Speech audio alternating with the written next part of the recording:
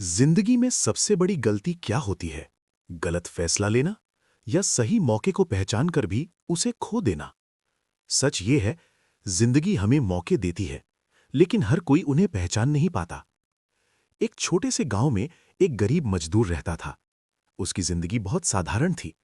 रोज सुबह उठना, मिट्टी खोदना, उसे गधे पर लादना और बाजार में बेच देना, यही उसका रोज का काम था। यही उसकी पूरी दुनिया थी।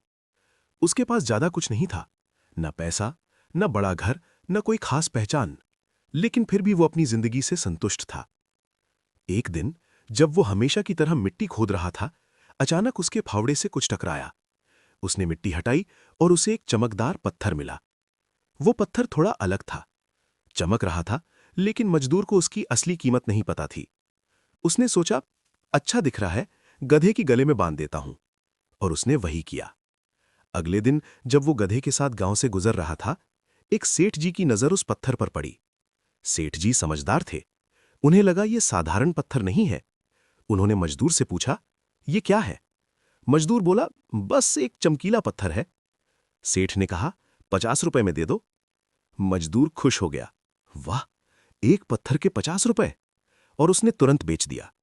उसे लगा उसने अच्छा सौदा किया, लेकिन असल में उसने अपनी किस्मत बेच दी थी। सेठ ने उस पत्थर को अपनी दुकान के तराजू पर लटका दिया। लोग आते, उसे देखते, तारीफ करते।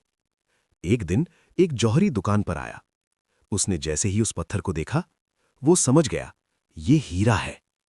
उसने सेठ से पूछा, बेचोगे? सेठ बोला, 100 रुपए में ले जाओ। अब यहां से कहानी का असली मोड़ शुरू होता है। जौहरी चालाक था। उसने सोचा थोड़ा सस्ता मिल जाए।